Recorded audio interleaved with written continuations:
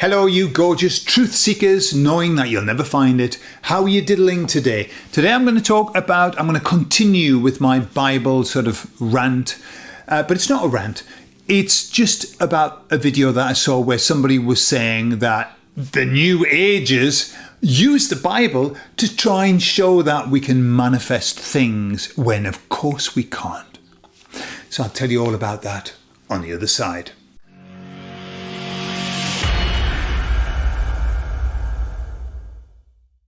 So these two girls I was referring to in the earlier video, the girl was saying, and of course The Secret, came out and was quoting from the Bible, but just cherry picking things out of the Bible, saying that we were able to manifest, as if they don't cherry pick. Cherry picking is the way forward with the Bible. Why? Because my theory on why we cherry pick from the Bible. Because loads of it is just like meaningless. I mean, there's so many meaningless bits. Whenever I read the Bible, but you've got to skip a lot. There's an awful lot, especially when you get to the begats, yeah? And it's telling you who begat who, or whom. Who begat whom? Probably that would be a better way of saying it. But then it's like the whole history, the stories and the backstory, it's really boring sometimes. I think I mentioned I tried to read the story of Jonah. I did read the story of Jonah, but there's so much filler in there. There's so much meaning, unnecessary, completely unnecessary. So hence the fact that if we're going to quote the Bible, we've got to cherry pick the nice bits because there are lots of bits which are just meaningless. Yeah. And so the Bible, looking at it, does rather suggest that we have some power when it comes to manifesting things in our life. Yeah, so I'm going to give you some quotes that I think maybe suggest that. So the first one is from Proverbs 18:21. You can't wag a proverb. And again, lots of filler in Proverbs. There are some nice ones, but there are some bloody boring ones too. The tongue has the power of life and death, and those who love it will eat its fruit. Right, love what? I suppose the tongue. I don't know. You love it. I love my tongue. I love my tongue. I love all of me, but especially my tongue, because it lets me talk. So the idea of that is, do words shape reality? Words shape reality. The tongue has the power of life and death. Perhaps. If you think about the placebo and the nocebo effect, if you tell yourself that you're going to be wonderful, there's a high chance that you are. A damn sight more chance that you are going to be wonderful than if you tell yourself that you're not. Thus the nocebo effect. You tell yourself that, I know a man, like my friend, who from the moment I met him said he was going to die at 40. He said, I'm going to die at 40. And the incredible thing was when he got to 40, he died. He died. Now, to me, that's the nocebo effect. Or he was able to see his plan. He got in touch with his plan, maybe the Akashic records. But I have a funny fucking feeling it was the nocebo effect. He talked himself into death. Yeah, I've said the word that word. I don't know whether it's going to be picked up. Hopefully not. He talked himself into unliving himself. What about this one? This one is manifesting in essence. It's Mark 11:23. Truly I tell you, if anyone says to this mountain, go throw yourself into the sea, and does not doubt in their heart, but believes that what they say will happen, it will be done for them. Okay? These are Jesus' words, I believe. He says, therefore I tell you, whatever you ask for in prayer, believe that you have received it and it will be yours. Holy cow. That is manifesting encapsulated in 2 sentences. That is how you have to do it. Believe that you already have it. Believe that it's going to happen. And it will happen. Words from the master. But no, that's just cherry picking. I'm just cherry picking. Let's cherry pick something else. Matthew 21:22. I think it's Jesus again. If you believe you will receive whatever you ask for in prayer. Okay. Now, some people might say, "I was talking about prayer." Right. Okay. When I manifest, I pray. That's it. And I pray knowing that it will happen.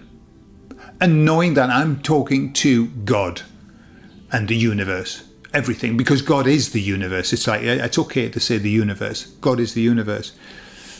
So we're being told here that visualize and believe and you'll have it.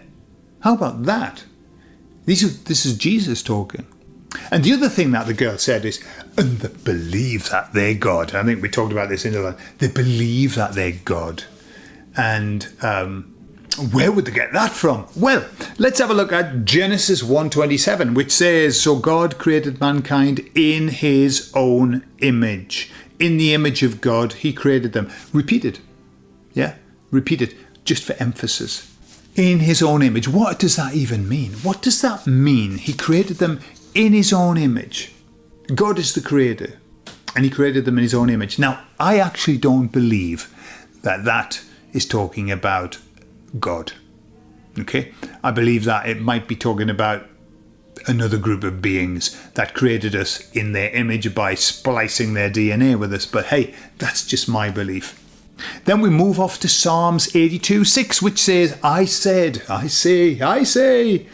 you are gods.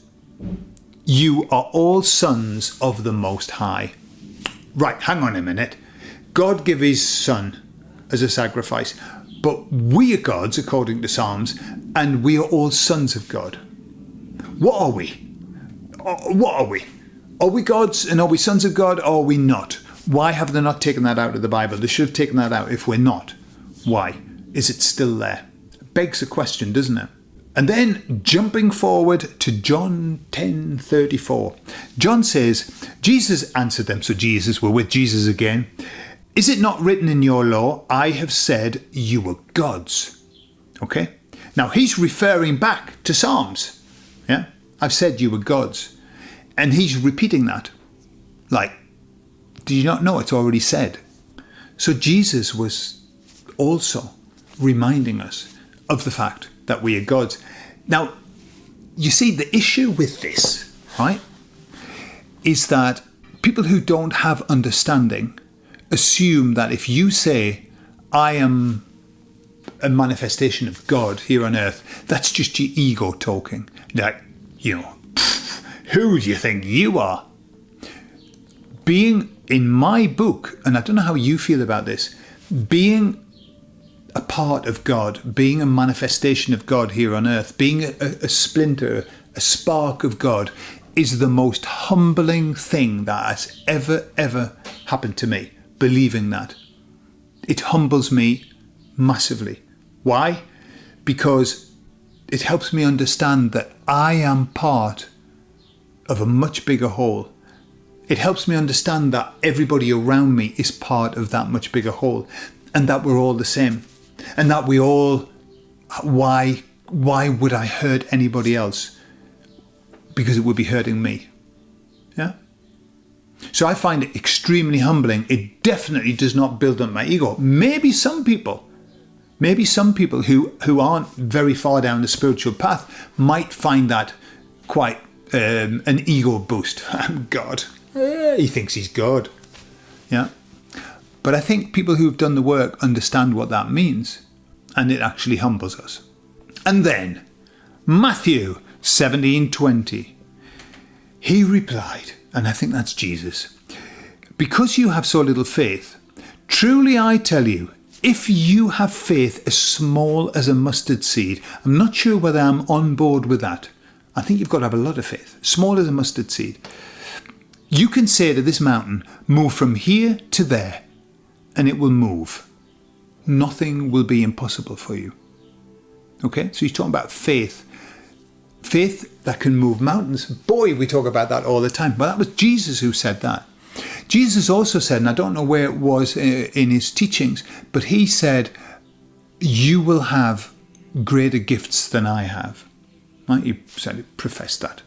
And then the last one, which is Matthew 7:7. You see, who was talking about manifesting all the time? Well, Jesus. All right, it's in other bits and pieces. He quoted the other bits and pieces. But it was Jesus, fundamentally, who talked about this. In Matthew 7:7, he said, "Ask and it will be given to you.